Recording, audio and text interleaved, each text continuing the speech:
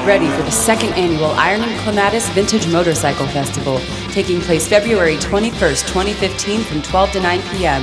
in historic downtown West Palm Beach.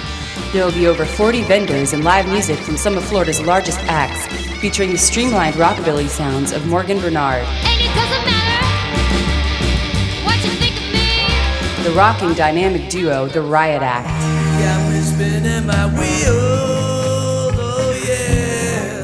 The award-winning Funny Bunny. I'm not taking a hit for someone you know. The roots rock and reggae sounds of Soul Purpose. 'Cause I don't know where I've been.